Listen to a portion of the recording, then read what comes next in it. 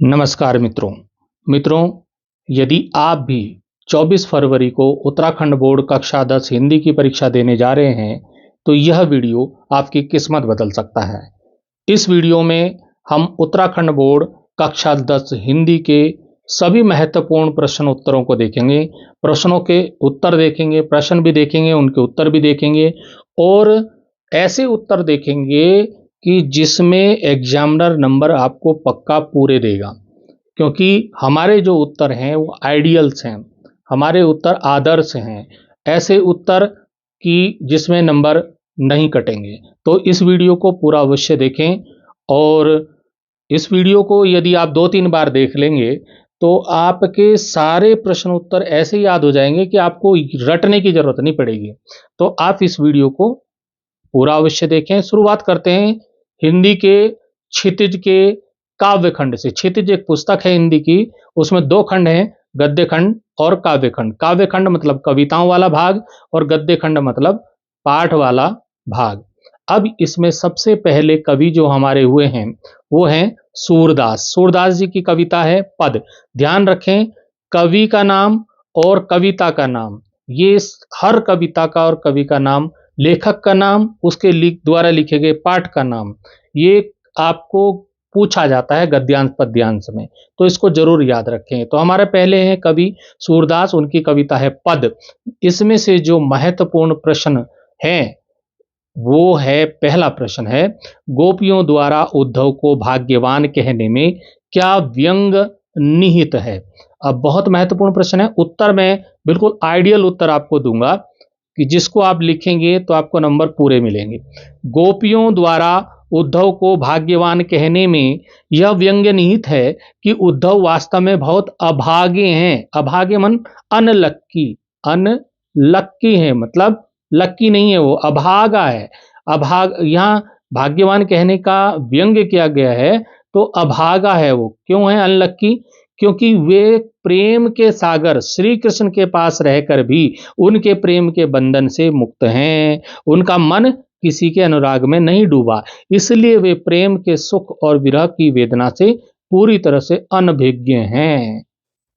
मित्रों, मैं प्रत्येक वर्ष कॉपी बोर्ड में कॉपी चेक करने जाता हूं और वहां पर देखता हूं उनके उत्तर बिल्कुल अजीब किस्म के होते हैं। जो बिल्कुल सही उत्तर होगा उसमें पूरे नंबर मिल जाते हैं और जो थोड़ा सा इधर उधर दाएं बाएं हो जाता है उत्तर, उसमें नंबर हमें कम करने पड़ते हैं। तो आप अगर सही उत्तर लिखोगे तो पूरे के पूरे नंबर मिलेंगे। तो मैं उत्तर जो आपको बता रहा हूं ये उत्तर लिखिएगा। अब प्रश्न संख्या 2 पे चलते हैं। उद्धव के व्यवहार की तुलना किस किस से की गई है? उद्धव के व्यवहार की तुलना किस किस से की गई है? तो गोपियों ने उद्धव के व्यवहार की तुलना निम्नलिखित 2 वस्तुओं से की है। सबसे पहले तो उन्होंने की है कमल के पत्ते से। हेडिंग डालना, कमल के पत्ते से, जो जल में रहकर भी गीला नहीं होता और उस पर पानी की एक भी बूंद नहीं ठहरती। दूसरा, तेल की गागर से, जिसे जल में डुबोने पर भी जल की एक भी बूंद उस पर नहीं चिपकती है। ये आप लिखेंगे, पूरे नंबर आपको मिलेंगे। अगला हमारा जो प्रश्न है वो है प्रश्न संख्या 3 कि उद्धव द्वारा दिए गए योग के संदेश ने गोपियों की विरह अग्नि में घी का काम कैसे किया? विरह अग्नि में मतलब विरह अग्नि मतलब विरह की जो बिछुड़ने का जो दर्द है, बिछड़ने का जो पीड़ा है, उसे विरह अग्नि कहा गया है, क्योंकि गोपियां श्री कृष्ण से बिछुड़ गई थी। तो गोपियां पहले से ही श्री कृष्ण के विरह में, बिछुड़ने में जल रही थी, दुखी थी और उनके लौटने की प्रतीक्षा कर रही थी, इंतजार कर रही थी। उन्हें उम्मीद थी कि कृष्ण वापस आएंगे और उनके प्रेम का प्रतिदान देंगे, मतलब उनको, उनके जो उन्होंने उनसे प्रेम किया है तो उसका फल उनको मिलेगा।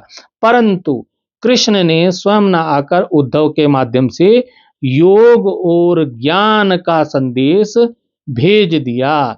इस नीरस संदेश ने उनकी उम्मीदों को तोड़ दिया और उनके कष्ट को बढ़ा दिया, जिससे उनकी विरह अग्नि धधक उठी। तो बहुत बढ़िया से उत्तर आप लिखेंगे तो बढ़िया से नंबर आपको मिलेंगे।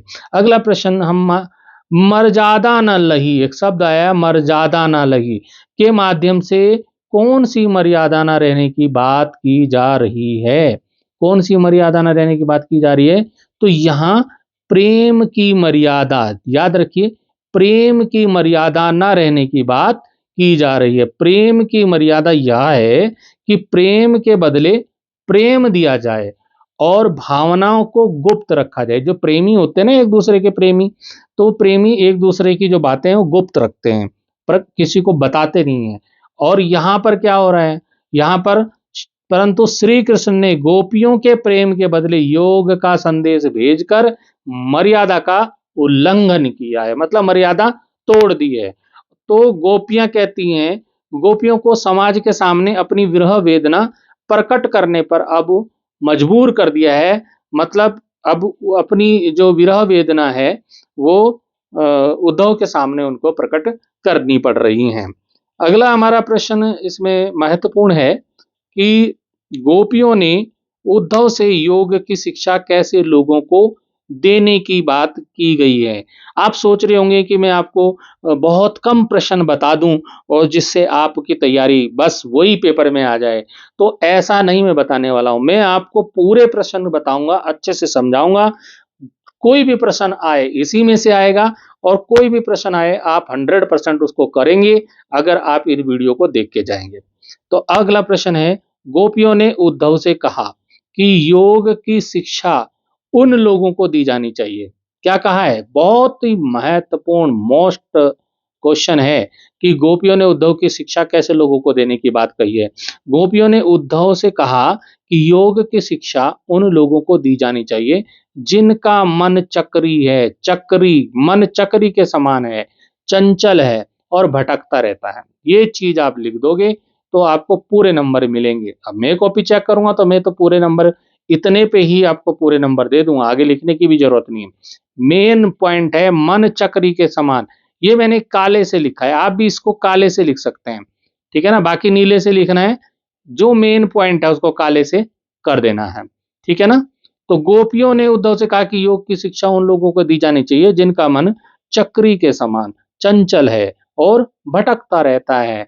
क्योंकि गोपियों का मन नहीं भटकता, गोपियों का मन तो बिल्कुल एक फिक्स है। कहाँ है? श्री कृष्ण में। तो गोपियों का मन तो श्री कृष्ण के प्रेम में स्थिर और एकाग्र है, इसलिए उन्हें इस योग की आवश्यकता नहीं है। कभी कभी ये प्रश्न आ जाता है कि गोपियों के अनुसार राजा का धर्म क्या होना चाहिए। तो गोपियों के अनुसार राजा का परम धर्म यह है कि वह अपनी प्रजा को कभी ना सताए। मैंने काले से लिख दिया, इस तरह से आप काले से लिखें, जो मेन पॉइंट है ना उसको काले से लिखें। प्रजा को कभी ना सताए और प्रजा के दुखों को दूर कर उन्हें सुख प्रदान करे, साथ ही राजा को अन्याय का साथ छोड़कर न्याय के मार्ग पर चलना चाहिए। कभी कभी ये प्रश्न भी पूछ लिया जाता है कि भ्रमर गीत से आप क्या समझते हैं, तथा भ्रमर किसका प्रतीक, भ्रमर को किसका प्रतीक माना गया है। तो जो भ्रमर गीत है वो सूर सागर का एक अंश है, एक भाग है, जहां गोपियां भ्रमर भांवरे के बहाने उद्धव पर व्यंग करती हैं। इसमें निर्गुण भक्ति पर सगुण भक्ति की विजय दिखाई गई है। यहाँ जो भ्रमर है, यहाँ पर जो जो पद दिए हैं आपके कोर्स में, यहाँ पर भ्रमर उद्धव का प्रतीक है। ये चीज आपको काले पेन से लिख देनी है, ठीक है। माना गया है क्योंकि उद्धव भी काले भंवरे की तरह निर्लिप्त और घुमक्कड़ स्वभाव के दिखते हैं। कविताओं पे जो प्रश्न है, जो कविताएं दी रहती हैं उस पे भी कुछ प्रश्न पूछे जाते हैं, तो वो प्रश्न भी इसी में से आ जाएंगे जो मैं बता रहा हूं। तो यहाँ पर प्रश्न 8 है, हारिल पक्षी की क्या विशेषता बताई गई है। तो हारिल पक्षी की यह विशेषता है कि वह अपने पैरों में हमेशा एक लकड़ी या तिनका दबाए रहता है और उसे किसी भी स्थिति में नहीं छोड़ता। गोपियों ने स्वयं को हारिल और श्री कृष्ण को उस लकड़ी के समान बताया है जिसे उन्होंने मन क्रम वचन से कसकर पकड़ रखा है। तो ये कभी कभी प्रश्न आ जाता है कि हारिल पक्षी की लकड़ी कौन है। तो हारिल पक्षी की लकड़ी कौन है, यहाँ पर गोपियां किसको बताती है हारिल पक्षी की लकड़ी?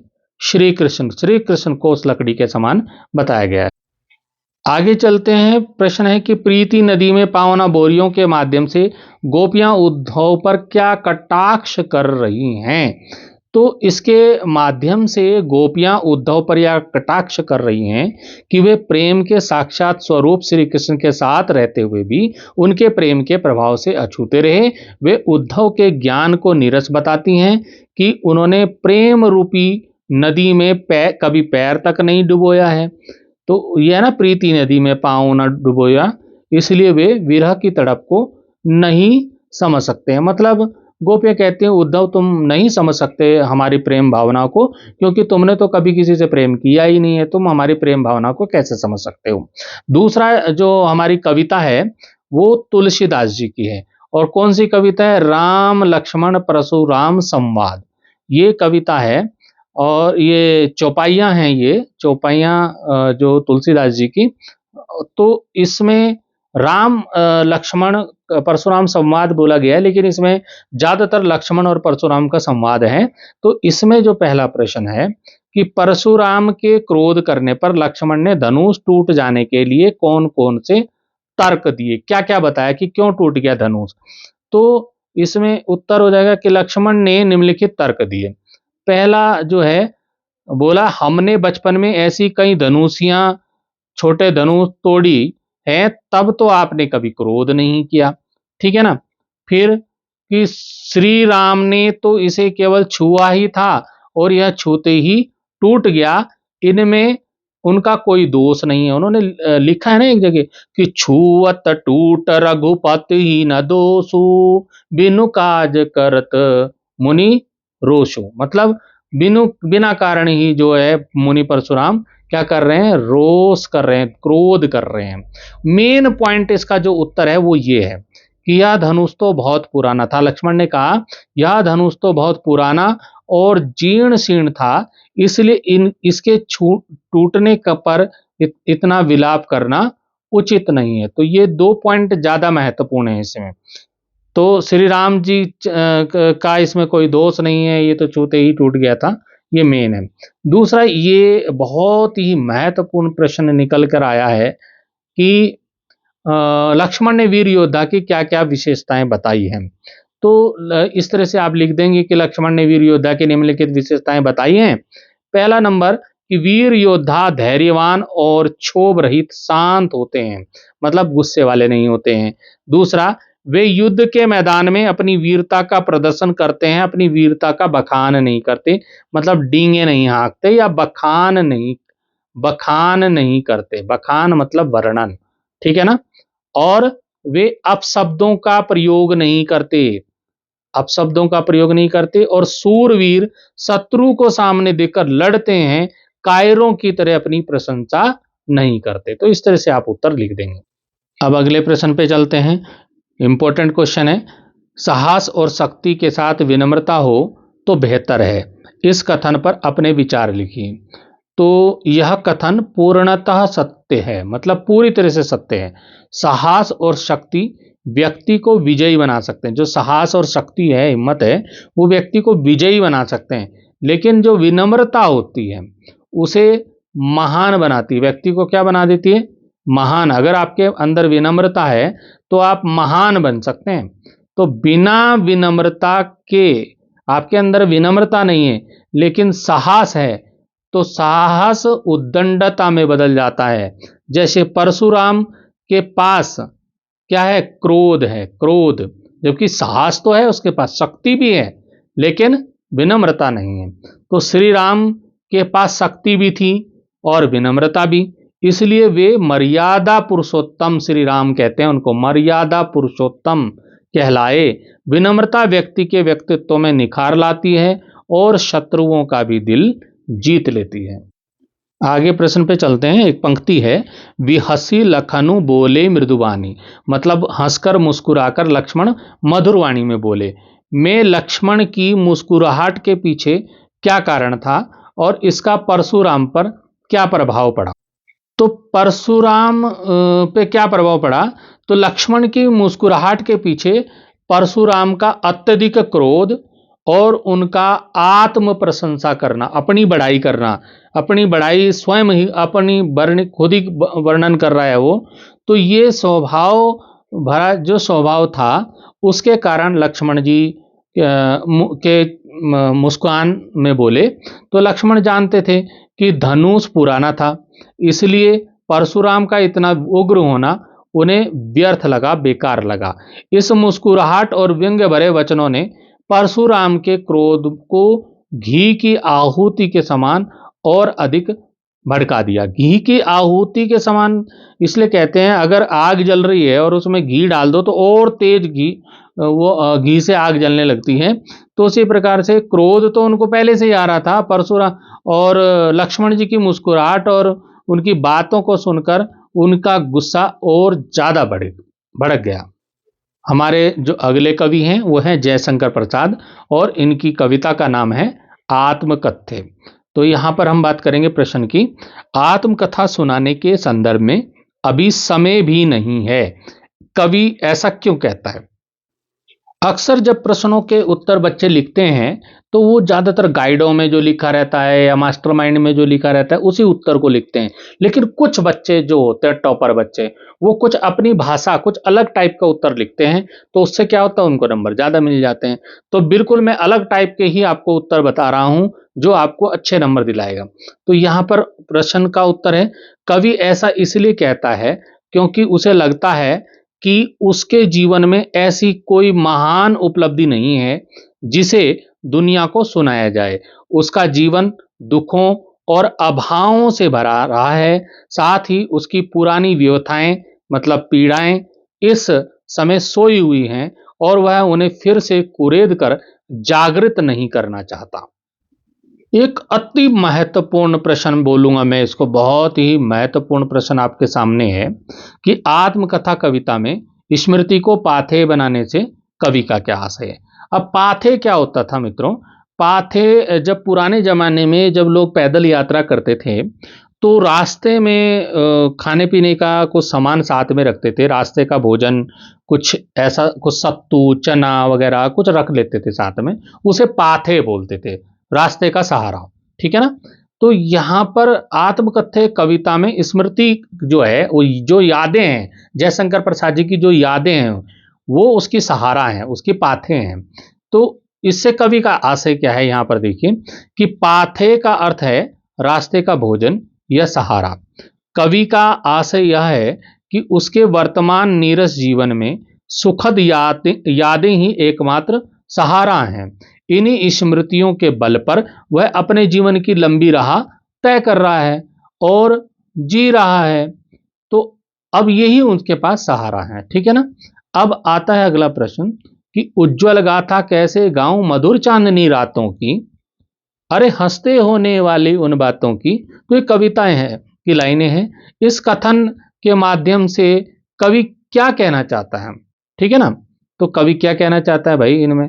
कवि कहना चाहता है कि इसके माध्यम से कवि यह कहना चाहता है कि उसके जीवन में प्रेम के जो कुछ सुखद पल आए थे, मतलब जयशंकर प्रसाद जी कहते हैं मेरे जीवन में भी कुछ प्रेम के सुखद पल आए थे, कुछ समय मिला था मुझे भी खुशियों वाला, तो वे अत्यंत निजी थे, मतलब मेरे निजी पल थे और पवित्र हैं। तो वे उज्जवल गाथा की तरह हैं, उन्हें वह सार्वजनिक नहीं करना चाहता, मतलब मैं आत्मकथा लिख दूंगा, लोगों को मैं बताना नहीं चाहता उनको। ठीक है ना? उन मधुर स्मृतियों को दुनिया के सामने प्रकट करना अपनी निजता का अपमान करना होगा। ठीक है ना? अब आता है अगला प्रश्न कि आत्मकथ्य कविता के आधार पर बताइए कि कवि आत्मकथा लिखने से क्यों बचना चाहता है। बहुत महत्वपूर्ण प्रश्न है, शायद पिछली बार आ गया था ये। ठीक है ना? तो देख लेना, पिछली बार शायद ये आया था। तो अब ये गारंटी नहीं है कि इस बार नहीं आएगा, लेकिन ये बहुत महत्वपूर्ण प्रश्न है कि कवि आत्मकथा लिखने से इसलिए बचना चाहता है क्योंकि उसका जीवन सादगी भरा है, उसमें कोई बड़ी सफलता नहीं है। ठीक है ना? और दूसरी बात है कि वह अपने जीवन की कमजोरियों और गलतियों को जग जाहिर नहीं करना, बहुत इंपॉर्टेंट पॉइंट है कि वो अपने जीवन की कमजोरियों और गलतियों को जग जाहिर नहीं करना चाहते, दुनिया को नहीं बताना चाहते। आत्मकथा लिखने पर लोग उसका उपहास मजाक उड़ा सकते हैं, इसलिए नहीं बताना चाहते। दूसरा कि वह अपने अतीत के दुखों को फिर से याद करके दुखी नहीं होना चाहता है। तो ये तो मैंने बुलेट बना के, ये बुलेट पॉइंट है। अब ये तो मैंने पॉइंट बना बना के लिखे हैं। आप इनको सीधा एक गद्यांश सीधा भी लिख सकते हैं, इसके आगे नंबरिंग करके भी लिख सकते हैं, सीधा भी लिख सकते हैं। ठीक है, तो आप जैसे लिखना चाहें भी लिख सकते हैं। अब आता है सूर्यकांत त्रिपाठी निराला जी हमारे कवि हैं, और इनकी कविता, दो कविताएं आपके कोर्स में, एक है उत्साह, दूसरी है अट नहीं रही है। छोटी छोटी कविताएं हैं, बहुत छोटी छोटी हैं, तो उनको पढ़ लीजिएगा। नहीं समझ में आए तो मुझे बताइएगा, मैं आपको पढ़ा दूंगा। तो अब आते हैं प्रश्न संख्या 1 पे इसके, कि कवि बादल से फुहार, रिमझिम या बरसने के स्थान पर गरजने के लिए क्यों कहता है? तो लोग तो बादलों को कहते हैं कि फुहार, रिमझिम, बरसो, लेकिन यहाँ जो निराला जी का जो प्रिय विषय है ना, वो बादल, प्रकृति वगैरह है। तो यहाँ पर गरजने के लिए कहा है। क्यों कहता है भाई गरजने के लिए? अब कवि निराला जो हैं, क्रांतिकारी चेतना के कवि हैं। कवि निराला क्रांतिकारी चेतना के कवि हैं। वे बादल को केवल शांति और शीतलता देने वाला नहीं, बल्कि परिवर्तन और क्रांति का दूत मानते। तो देखो मैंने काले से लिखा है, आप भी जो मेन पॉइंट है उसको काले से लिखेंगे, ठीक है ना। दूत मानते हैं। गरजना विद्रोह और नए उत्साह का प्रतीक है। कवि चाहते हैं कि समाज में व्याप्त जड़ता और निराशा को दूर करने के लिए बादल गरजें, बादल गरजें और लोगों के मन में नव जीवन का संचार करें। अब कभी कभी ये प्रश्न भी आ जाता है कि कविता का शीर्षक उत्साह क्यों रखा गया है? तो इस कविता का जो शीर्षक है वो उत्साह इसलिए रखा गया है क्योंकि यह कविता बादलों के माध्यम से पाठकों के मन में जोश, उमंग और नई ऊर्जा भरने का प्रयास करती है। कवि बादलों के गरजने और उनके सौंदर्य से मानव मन में एक नया उत्साह पैदा करना चाहते हैं, ताकि समाज में क्रांति और बदलाव लाया जा सके। अगले प्रश्न पे चलेंगे कि उत्साह कविता में बादल किन किन अर्थों की ओर संकेत करता है। तो बादल किन किन अर्थों के संकेत करता है? तो कविता में बादल निम्नलिखित अर्थों की ओर संकेत करता है। नंबर 1 मैंने बुलेट बना के लिख दिया है, प्यास बुझाने के लिए, हेडिंग हो गया प्यास बुझाने के लिए। तो पीड़ित प्यासे जन की आकांक्षाओं को पूरा करने वाली शक्ति के रूप में बादलों को दिखाया गया है।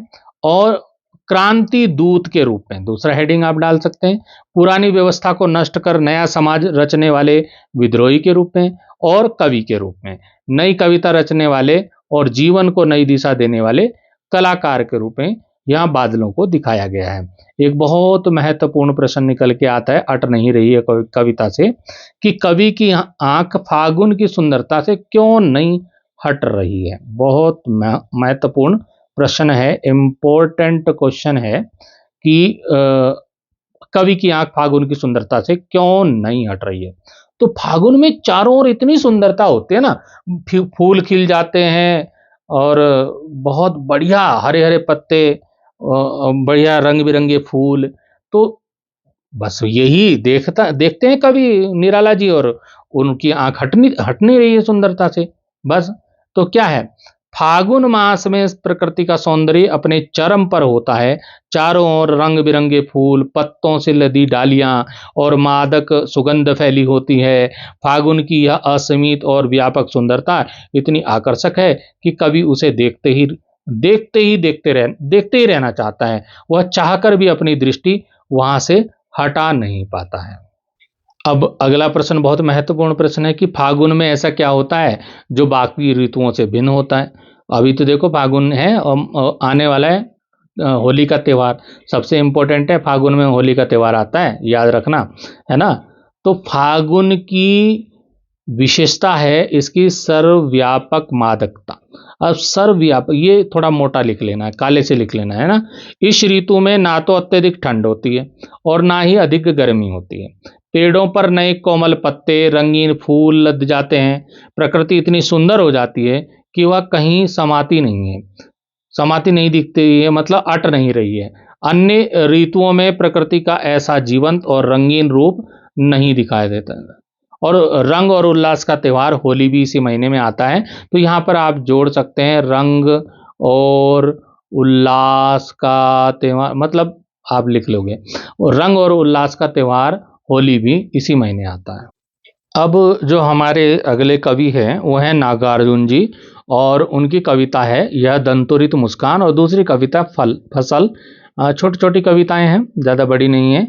तो इसमें प्रश्न है कि बच्चे की दंतुरित मुस्कान का कवि के मन पर क्या प्रभाव पड़ता है। इम्पोर्टेंट क्वेश्चन है, ठीक है। तो बच्चे की मुस्कान देखकर कवि का निराश और उदास मन प्रसन्न हो उठता है। उन्हें ऐसा लगता है मानो उनकी झोपड़ी में कमल के फूल खिल गए हैं, कमल खिल गए हैं, ठीक है ना। या पत्थर जैसा कठोर हृदय पिघलकर जल बन गया है। और बच्चे की मुस्कान कवि के जीवन में नवीन प्राणों का संचार कर देती है। तो उसमें लिखा है ना, तुम्हारी यह दंतुरित मुस्कान मृतक में भी डाल देगी जान। मतलब बच्चे की ऐसी मुस्कान है जो मृत शरीर में भी जान डालने का, मतलब नवीन प्राणों का संचार करने का वो पावर रखती है, ठीक है ना। तो ये इम्पोर्टेंट क्वेश्चन है, तो जरा अच्छे से इसको देख लीजिएगा। अगला प्रश्न आता है कि बच्चे की मुस्कान और बड़े व्यक्ति की मुस्कान में क्या अंतर है। तो बच्चे की मुस्कान निष्कपट, स्वाभाविक और निस्वार्थ। ये मैंने काले से लिख दिया है, ये काले से लिख दिया है, आपको भी बोर्ड में ऐसे ही लिखना है, ठीक है ना। तो ये आप कुछ कुछ पॉइंट जब काले से लिखोगे ना, बहुत प्रभाव पड़ता है टीचर के ऊपर। हम हमेशा जाते हैं कॉपी चेक कर रहे हैं, और इस तरह का जो लिखते हैं बच्चों को नंबर पूरे मिलते हैं।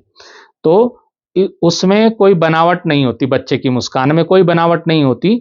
और इसके विपरीत एक बड़े व्यक्ति की मुस्कान प्राय सोची समझी, बनावटी और उद्देश्यपूर्ण होती है। बड़ों की मुस्कान में वह भोलापन और पवित्रता नहीं होती जो एक बच्चे की दंतुरित मुस्कान में होती है। अब फसल कविता से प्रश्न आता है कि कवि के अनुसार फसल क्या है। यह भी इंपॉर्टेंट क्वेश्चन है, कई बार आप पूछा जाता है। तो कवि के अनुसार फसल केवल अनाज के दाने नहीं है, बल्कि यह अनेक तत्वों का सम्मिलित योगदान है। यह नदियों के पानी का जादू, करोड़ों हाथों के स्पर्श की गरिमा, सूरज की किरणों का रूपांतरण और मिट्टी के गुण धर्म का परिणाम है। संक्षेप में कह सकते हैं कि फसल प्रकृति और मनुष्य के परिश्रम का सुंदर समन्वय है। अब प्रश्न आता है कि फसल को हाथों के स्पर्श की गरिमा और महिमा कहकर कवि क्या कहना चाह रहा है, ऐसा क्यों कहा गया है। तो देखिए कि इसके माध्यम से हाथों के स्पर्श की गरिमा महिमा कहा गया ना, हाथों के, तो हाथ किसके होंगे, किसान के, मजदूर के। तो इसके माध्यम से कवि किसान और मजदूरों के श्रम के महत्व को प्रतिष्ठित करना चाहते हैं। तो इस चीज को ध्यान रखें कि मैंने यहाँ इसे काले से लिखा है, आपको भी काले पेन से लिखना है कुछ ऐसे पॉइंट को, ठीक है ना। वे बताना चाहते हैं कि भले ही फसल उगाने में मिट्टी, पानी और धूप का हाथ हो, लेकिन जब तक मनुष्य के हाथों का परिश्रम उससे नहीं जुड़ता, तब तक फसल का अस्तित्व संभव नहीं है, मनुष्य के हाथों के बिना नहीं है।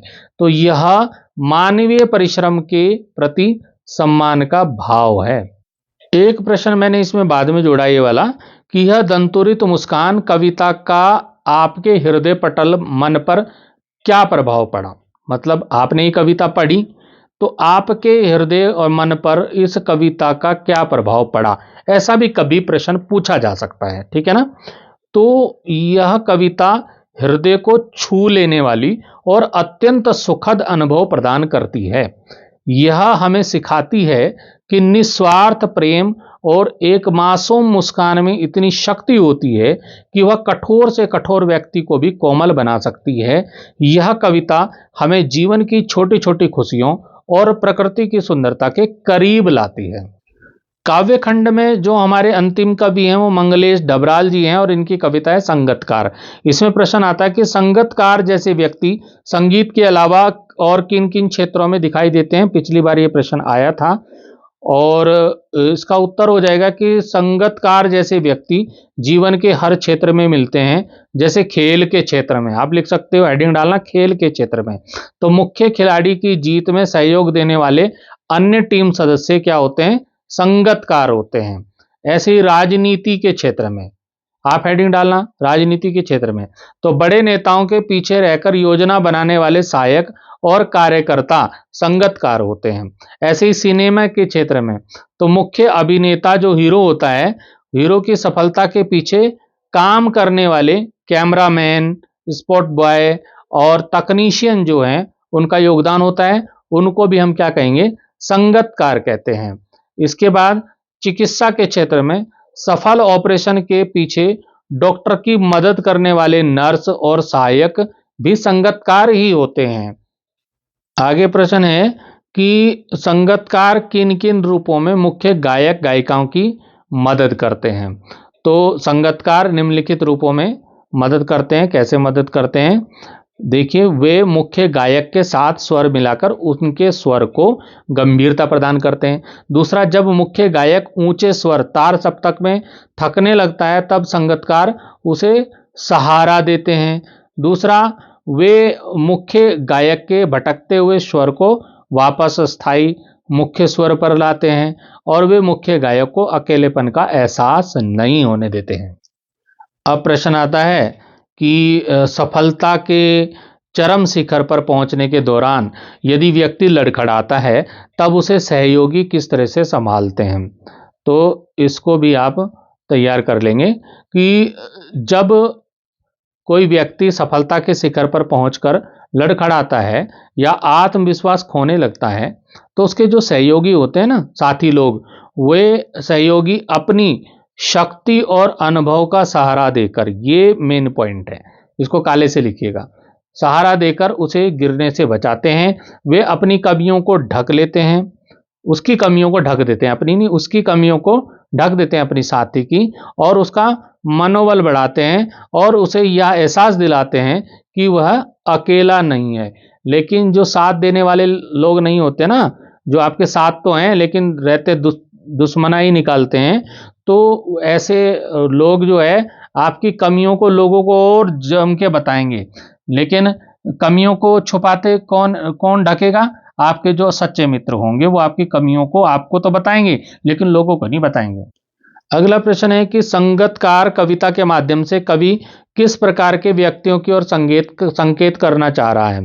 तो उत्तर हो जाएगा कि कवि उन नेपथ्य, पर्दे के पीछे रहने वाले, नेपथ्य बोलते हैं पर्दे को, तो पर्दे के पीछे में रहने वाले लोगों की ओर संकेत करना चाहते हैं, जो स्वयं प्रसिद्ध होने की चाहत रखे बिना दूसरों की सफलता में महत्वपूर्ण योगदान देते हैं। तो कवि उनकी मनुष्यता को सलाम करते हैं। तो इसको भी आप काले पेन से लिखेंगे, मनुष्यता को सलाम करते हैं, क्योंकि वे अपनी प्रतिभा को मुख्य व्यक्ति से नीचे रखकर उसे महान बनाते हैं। मित्रों, वीडियो तो ये थोड़ा लंबा हो रहा है, लेकिन इसमें जो प्रश्नों के उत्तर आपको बताए जा रहे हैं, उनको आप अच्छे से समझ लीजिए, वीडियो को कई बार सुन लीजिए, स्पीड बढ़ाकर सुन लीजिए, पर सुन लीजिए, क्योंकि आपको ये वहां पर लाभ पहुंचाने वाले हैं पेपर में। तो अगला जो हमारा खंड आता है क्षितिज का गद्य खंड, क्योंकि हम इस वीडियो में क्षितिज के सभी प्रश्नों को कवर कर रहे हैं, तो काव्य खंड हमारा हो गया। अब हम गद्य खंड की बात करते हैं। तो यहां पर पहला पार्ट आता है नेताजी का चश्मा, और इसके जो लेखक हैं वह हैं स्वयं प्रकाश। इसमें सबसे महत्वपूर्ण प्रश्न है कि सेनानी ना होते हुए भी चश्मे वाले को लोग कैप्टन क्यों कहते थे? Very very important. तो ये कई बार आया है, पिछली बार भी शायद आया है, और हर बार ये प्रश्न कुछ घुमा घुमा करके पूछ लेते हैं इसको। तो सेनानी ना होते हुए भी चश्मे वाले को लोग कैप्टन क्यों कहते थे? देखो, जो चश्मे वाला था ना, वो कभी सेना में नहीं रहा था, फिर भी लोग उसे कैप्टन क्यों कहते थे? उसकी अगाध देशभक्ति के कारण कहते थे। ये पॉइंट आपको लिखना है, उसकी अगाध देशभक्ति के कारण। उसके मन में नेताजी सुभाष चंद्र बोस और देश के शहीदों के प्रति गहरा सम्मान था। वह नेताजी की बिना चश्मे वाली मूर्ति को देखकर आहत होता था, इसलिए अपनी ओर से चश्मा लगाकर उस कमी को पूरा करता था। उसकी इसी भावना का सम्मान करते हुए लोग उसे कैप्टन नाम दिया करते थे। अब प्रश्न आता है कि हालदार साहब ने ड्राइवर को पहले चौराहे पर गाड़ी रोकने के लिए मना किया था, लेकिन बाद में तुरंत रोकने को कहा, ऐसा क्यों किया? तो इसमें प्रश्न आता है कि हालदार साहब पहले मायूस क्यों हो गए थे? तो हालदार साहब यह सोचकर मायूस हो गए थे कि कैप्टन की मृत्यु के बाद अब कस्बे के चौराहे पर नेताजी की मूर्ति पर आंखों पर चश्मा नहीं होगा। उन्हें लगा कि नई पीढ़ी देशभक्ति की भावना और महापुरुषों के प्रति सम्मान समाप्त हो गया। उनको लगा कि नई पीढ़ी जो है, नए बच्चे हैं, उनमें देशभक्ति की भावना नहीं है, महापुरुषों का सम्मान करने की प्रेरणा भी उनके अंदर नहीं है। लेकिन जब अगली बार हालदार साहब देखते हैं कि मूर्ति पर सरकंडे का चश्मा लगा है, तो मूर्ति पर सरकंडे का चश्मा क्या उम्मीद जगाता है? बहुत बढ़िया सा इसका उत्तर है कि सरकंडे का छोटा सा चश्मा यह उम्मीद जगाता है कि देश की भावी पीढ़ी, जो बच्चे हैं, ये आप ब्लैक से लिख लेंगे, देश की भावी पीढ़ी, बच्चों के मन में भी देशभक्ति जीवित है। और यह इस बात का प्रतीक है कि साधन न होने पर भी देश के प्रति प्रेम और सम्मान की भावना कम नहीं हुई है। फिर अगला प्रश्न है कि हालदार साहब अपनी इतनी सी बात पर भावुक क्यों हो गए? भाई सरकंडे का चश्मा लगा था, उसे देख के वो भावुक हो गए, उनकी आंखों में आंसू आ गए। तो क्यों, ऐसा क्यों हुआ, भावुक क्यों हुए वो? तो हालदार साहब के लिए यह केवल चश्मा नहीं था, इसको आप ब्लैक से लिख लेंगे, चश्मा नहीं था, बल्कि बच्चों द्वारा अपने नायक के प्रति दिखाया गया सम्मान था। यह देखकर कि देश का भविष्य सुरक्षित हाथों में है और देशभक्ति की लो अभी बुझी नहीं है, वे भावुक हो गए।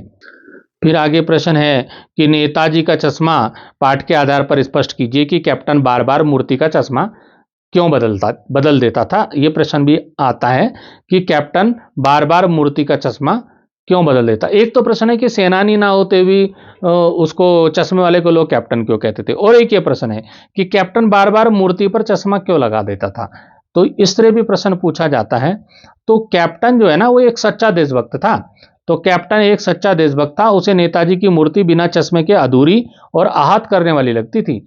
वह नेताजी के व्यक्तित्व की गरिमा को बनाए रखने के लिए अपनी छोटी सी दुकान के गिने चुने फ्रेमों में से एक फ्रेम मूर्ति पर लगा देता था, मतलब एक चश्मा मूर्ति पर लगा देता था।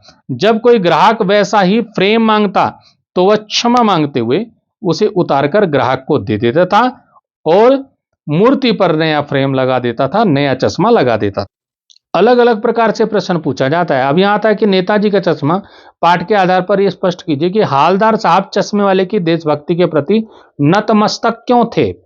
अब क्यों थे, तो इसको आप इस प्रकार से लिख सकते हैं कि हालदार साहब ने देखा कि कैप्टन एक बूढ़ा, मरियल और गरीब व्यक्ति था, फिर भी वह अपनी सामर्थ्य के अनुसार, अपनी क्षमता के अनुसार देश के नायक के प्रति कर्तव्य निभा रहा था। जहां समाज के अन्य लोग देशभक्तों का उपहास उड़ाते थे, मजाक उड़ाते थे, वहीं कैप्टन की निस्वार्थ सेवा और समर्पण देखकर हालदार साहब का सिर गर्व और सम्मान से झुक गया। वो उसके सामने क्या हो गए, नतमस्तक हो गए। लिया जाता है कि नेताजी का चश्मा कहानी से आपको क्या शिक्षा मिली, क्या संदेश मिला आपको इस कहानी को पढ़ के। तो यह कहानी हमें शिक्षा देती है कि देशभक्ति केवल सीमाओं पर लड़ने का नाम नहीं है, कि देशभक्ति वही नहीं है कि जो फौजी गए फौज में वो सीमाओं पे लड़ रहे हैं। तो सीमाओं पे लड़ने का नाम ही देशभक्ति नहीं है, बल्कि अपने दैनिक कार्यों के माध्यम से देश के गौरव और महापुरुषों का सम्मान करना भी देशभक्ति है। मतलब हम ऐसे कार्य करें जो देश के लिए अच्छे हों, तो वो देशभक्ति है। यह संदेश देती है कि हर नागरिक, चाहे वह बच्चा हो या बूढ़ा, अपने छोटे छोटे योगदान से देश के निर्माण में भूमिका निभा सकता है। एक प्रश्न मैंने ये अभी बाद में जोड़ा इसमें कि बार बार सोचते क्या होगा उस कौम का जो अपने देश की खातिर घर गृहस्थी, जवानी, जिंदगी सब कुछ होम कर देने वालों पर भी हंसती है। इस पंक्ति का आशय स्पष्ट कीजिए। ये पंक्ति आई है पाठ में, तो इसका क्या आशय है। देखिए, इस पंक्ति के माध्यम से लेखक उन लोगों पर दुख और क्षोभ प्रकट कर रहे हैं, जो देशभक्तों और उनके त्याग का सम्मान करने के बजाय उनका उपहास उड़ाते हैं, मजाक उड़ाते हैं।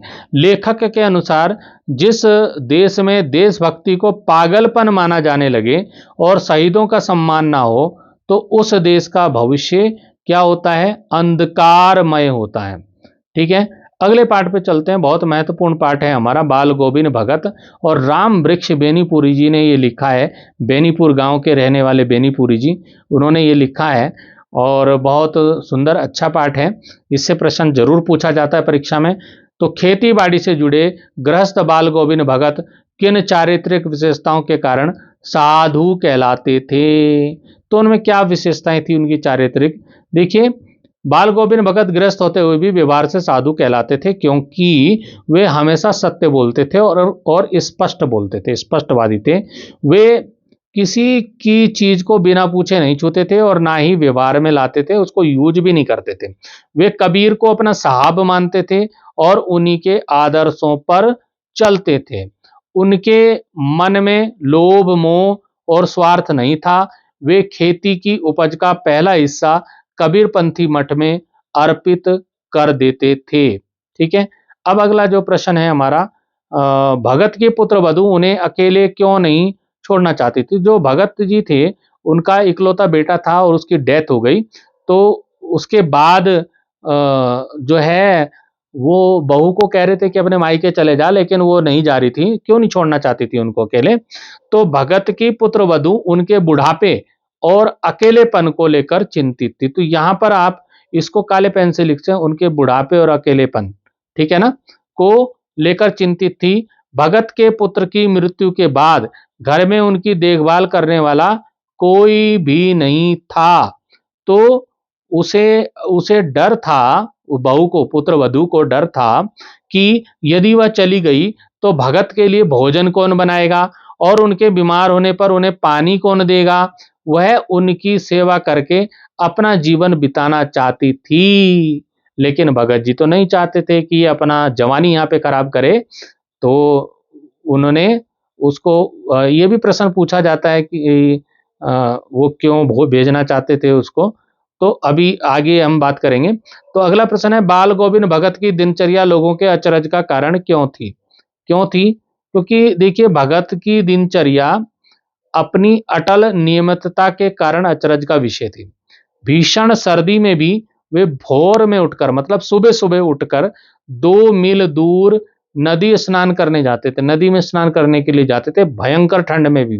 वृद्धावस्था में भी उनके उपवास, उपवास मतलब व्रत रखना, तो गायन की मस्ती, वो गीत वगैरह गाते थे, है ना, और खेतों में काम करने का उत्साह कभी कम नहीं हुआ। जीवन के अंतिम क्षणों तक उन्होंने अपने नियमों का पालन किया, जो सामान्य मनुष्य के लिए कठिन था। इसलिए उनकी जो दिनचर्या है वो अचरज का कारण थी। और भी आप बढ़ा के इसको लिख सकते हैं, थोड़ा बड़ा करके लिख सकते हैं, ठीक है ना। आप देखिएगा 1 नंबर का प्रश्न है तो इतना उत्तर बहुत है। अगर 2-4 नंबर का प्रश्न है तो थोड़ा सा बड़ा कर लीजिएगा उसको, ठीक है ना। अब आता है कि मोह और प्रेम में अंतर होता है। भगत के जीवन की किस घटना के आधार पर इस कथन को सच सिद्ध करेंगे? देखिए, भगत के पुत्र की मृत्यु के समय यह अंतर स्पष्ट हुआ। मोह और व्यक्ति को दुखी और बेचैन करता है, जबकि प्रेम कल्याण चाहता है। पुत्र की मृत्यु पर रोने के बजाय भगत ने क्या कहा? खुशियां मनाओ, उत्सव मनाओ। उत्सव मनाया, क्योंकि उनके अनुसार आत्मा परमात्मा से मिल गई थी। साथ ही उन्होंने अपनी पुत्र वधू के भविष्य के लिए उसे पुनर्विवाह करने का आदेश दिया, दोबारा से विवाह करो। क्यों? क्योंकि उसकी तो पूरी जवानी पड़ी थी, तो वो सोच रहा था कि मैं तो बूढ़ा हो गया हूं अब, तो इसका तो पूरा जीवन बचा है, ये अपना दूसरा विवाह कर ले। तो जो उनके निस्वार्थ प्रेम का प्रमाण था। आगे हम बात करेंगे अगले प्रश्न की, बाल गोविंद भगत की कबीर पर श्रद्धा किन किन रूपों में प्रकट हुई है? तो जो कबीर पर उनकी श्रद्धा निम्नलिखित रूपों में प्रकट हुई है। पहला नंबर हम देंगे कि वे कबीर के पदों को गाते थे और उन्हीं के बताए हुए मार्ग पर चलते थे। फिर वे अपनी उपज को कबीर के मठ में भेंट स्वरूप अर्पित करते थे और प्रसाद के रूप में मिले अनाज से गुजारा करते थे। फिर अगला जो पॉइंट है कि उन्होंने कबीर की ही तरह पाखंडों का विरोध किया और मृत्यु को उत्सव के रूप में स्वीकार किया। फिर अगला पॉइंट है कि वे कबीर की तरह बाहरी वेशभूषा के बजाय मन की पवित्रता पर विश्वास करते थे, रखते थे। प्रश्न आता है कि बाल गोविंद भगत ने अपने बेटे की मृत्यु पर अपनी भावनाओं को किस प्रकार व्यक्त किया? क्या आप उनके इस दृष्टिकोण से सहमत हैं? तो देखिए, भगत ने बेटे की मृत्यु पर शोक मनाने के बजाय उसे उत्सव की तरह मनाया। उन्होंने कबीर के पदों को गाकर यह संदेश दिया कि विरहणी आत्मा का परमात्मा से मिलन हो गया है, जो कि खुशी की बात है, सहमति के पक्ष में।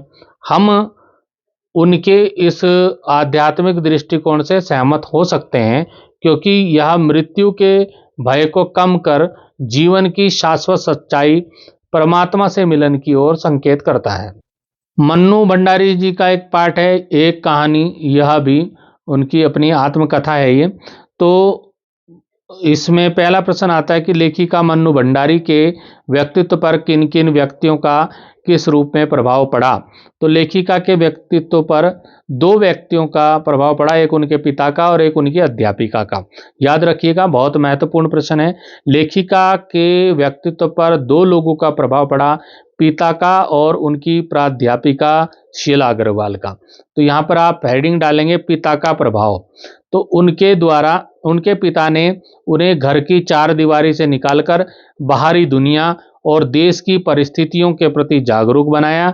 उनकी वैचारिक बहस ने लेखिका में तार्किकता और आत्मविश्वास भरा। शीला अग्रवाल का नाम लिखेंगे तो उन्होंने लेखिका के भीतर दबी साहित्यिक प्रतिभा को उभारा और उन्हें चुन चुनकर अच्छी किताबें पढ़ने के लिए प्रेरित किया। उन्होंने लेखिका के खून में जोश और सक्रिय राजनीति का जज्बा भरा। इस पाठ का सबसे इम्पोर्टेंट क्वेश्चन आपके सामने है, जो बहुत महत्वपूर्ण है। एक कहानी, यह भी आत्मकथा में, लेखिका के पिता ने रसोई को भटियार खाना कहकर क्यों संबोधित किया? सबसे महत्वपूर्ण प्रश्न है ये, ठीक है।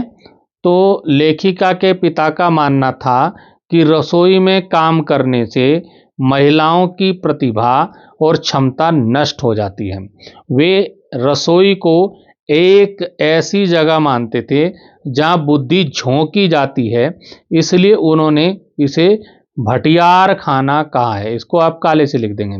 उनका उद्देश्य यह था कि लेखिका रसोई के कार्यों में उलझकर अपनी पढ़ाई और रचनात्मकता को बर्बाद ना करें, ठीक है। अगला प्रश्न इसमें हम देखते हैं कि मनुष्य के जीवन में आस पड़ोस का बहुत महत्व होता है, परंतु महानगरों में रहने वाले लोग प्रायः पड़ोस कल्चर से वंचित रह जाते हैं। इस बारे में अपने विचार कीजिए। देखिए, गांव में तो पड़ोस कल्चर होती है कि पड़ोस में आना जाना सब कुछ होता है, लेकिन महानगरों में, बड़े बड़े शहरों में ऐसा कहाँ होता है ना। तो महानगरों की व्यस्त जीवन शैली और फ्लैट कल्चर ने मनुष्य को आत्म केंद्रित बना दिया है। इसको आप क्या कर सकते हो, काले से लिख सकते हो। लोग अपने पड़ोसियों के सुख दुख से अनजान रहते हैं। पड़ोस कल्चर का अभाव व्यक्ति को सामाजिक रूप से अकेला और असुरक्षित बनाता है। लेखिका के समय में पड़ोस घर का हिस्सा होता था, जो बच्चों को संस्कार और सुरक्षा देता था। आज सुरक्षा के लिए लगे ऊंचे गेट्स ने आपसी विश्वास और प्रेम को कम कर दिया है। प्रश्न आता है कि एक कहानी यह भी के माध्यम से लेखिका पाठकों को क्या संदेश देना चाहती है? तो क्या संदेश देना चाहती है? इस पाठ के माध्यम से लेखिका यह संदेश देती है कि प्रत्येक व्यक्ति, विशेषकर नारी को अपने विचारों और अधिकारों के प्रति जागरूक होना चाहिए। वे यह भी सिखाती है कि प्रतिकूल परिस्थितियों में भी धैर्य और साहस के साथ अपनी पहचान बनाना संभव है, और देशभक्ति और सामाजिक सुधार के लिए सक्रिय भागीदारी का संदेश भी इस रचना में निहित है। हमारा जो अगला और अंतिम पाठ है वह है संस्कृति, जो कि भदंत आनंद कौशल्यायन जी द्वारा लिखित है। तो बस इतने ही पाठ आपके क्षितिज पुस्तक से आने वाले हैं। तो ये प्रश्न है कि लेखक के अनुसार सभ्यता और संस्कृति में क्या अंतर है। तो लेखक के अनुसार संस्कृति ब्लैक से लिख दिया, वह आंतरिक योग्यता या प्रेरणा है जिससे मनुष्य किसी नई चीज का आविष्कार करता है। वहीं सभ्यता वह बाहरी रूप है जो उस आविष्कार के परिणाम स्वरूप हमें प्राप्त होता है। जैसे कि लेखक ने उदाहरण दिया है, उदाहरण के लिए आग खोजने की प्रेरणा संस्कृति है और आग का उपयोग करके बनाया गया भोजन या चूल्हा क्या है, सभ्यता है। आगे हम प्रश्न देखेंगे कि लेखक की दृष्टि में सभ्यता और संस्कृति की सही समझ अब तक क्यों नहीं बन पाई है। देखिए, जो लोग हैं ना, वो सभ्यता और संस्कृति को एक ही चीज मानते हैं, अलग अलग नहीं मानते, लेकिन चीजें वो अलग अलग हैं। ठीक है ना। तो लोग अक्सर इन शब्दों का प्रयोग एक दूसरे के पर्याय के रूप में या भ्रमित होकर करते रहते हैं। अक्सर लोग भौतिक सुख सुविधाओं को ही संस्कृति मान लेते हैं। जब इन शब्दों के साथ भौतिक और आध्यात्मिक जैसे विशेषण जुड़ जाते हैं तो इनका अर्थ और भी अस्पष्ट हो जाता है, जिससे इनकी सही समझ विकसित नहीं हो पाती। बहुत महत्वपूर्ण प्रश्न है कि आग की खोज एक बहुत बड़ी खोज मानी जाती है। इस खोज के पीछे रही प्रेरणा के मुख्य स्रोत क्या रहे होंगे। देखिए, तो मुख्य स्रोत तो रहेगा पेट की आग, भाई पेट की आग, पेट की ज्वाला, है ना। तो आग की खोज ने मनुष्य के जीवन को पूरी तरह बदल दिया है। इसने उसे अंधकार से प्रकाश की ओर और कच्चे भोजन से पके भोजन की ओर अग्रसर किया है। इसके पीछे मुख्य प्रेरणा पेट की ज्वाला, भूख और ठंड से बचने की आवश्यकता रही होगी। इस खोज ने ही मानव सभ्यता के विकास का मार्ग प्रशस्त किया। वास्तविक अर्थों में संस्कृत व्यक्ति किसे कहा जा सकता है। ये प्रश्न भी कई बार पूछ लिया जाता है। तो वास्तविक अर्थों में संस्कृत व्यक्ति वह है जो अपनी बुद्धि विवेक से, ये आपको काले से लिखना है, किसी नए तथ्य या सत्य का दर्शन करता है। वह दूसरों द्वारा खोजी गई चीजों का केवल उपयोग नहीं करता बल्कि समाज के कल्याण के लिए अपनी मौलिक सोच का परिचय देता है। उदाहरण के लिए न्यूटन एक संस्कृत व्यक्ति थे क्योंकि उन्होंने गुरुत्वाकर्षण का सिद्धांत खोजा था। मित्रों, वीडियो बहुत लंबा हो गया है तो मैं इसको यहीं पर समाप्त करता हूं, क्योंकि मैं इसमें कृतिका पुस्तक के भी प्रश्न उत्तर डालने वाला था इसी वीडियो में, लेकिन वीडियो बहुत लंबा हो गया है तो उसके लिए मैं अलग से वीडियो आपको दूंगा। तो ये जो वीडियो है ये आपके लिए बहुत मदद करने वाला है। आप इस वीडियो से सारी बुक को आपको पढ़ने की जरूरत नहीं है। इस वीडियो से आप पूरे सारे प्रश्न उत्तर आपके इसमें कवर हो जाएंगे। तो आप इसको अच्छे से वीडियो को देखें, अच्छा लगे तो अपने दोस्तों में भी शेयर करें और बहुत अच्छा लगे तो अच्छे अच्छे कमेंट भी करें। बहुत अच्छा लगता है जब कोई अच्छा सा कमेंट करता है तो मैं मोटिवेट होता हूं नया वीडियो बनाने के लिए। तो आप मेरा मोटिवेशन करें, ठीक है। आपकी प्रेरणा, जो आप मुझे प्रेरणा देते हैं उससे मुझे प्रेरणा मिलती है और मैं आगे आपके लिए नया नया कुछ करने की हिम्मत में जगती है। समय ना होते हुए भी मैं समय निकालने का प्रयास करता हूं। तो मेरा आप सबके लिए आशीर्वाद है, शुभकामनाएं हैं, बधाइयां हैं। आप बोर्ड की परीक्षा देने जा रहे हैं, आप सभी सफल हों, अच्छे नंबर से उत्तीर्ण हों और हिंदी में सबसे ज़्यादा आपके नंबर आए। फिर मिलेंगे अगले वीडियो में। अभी के लिए धन्यवाद।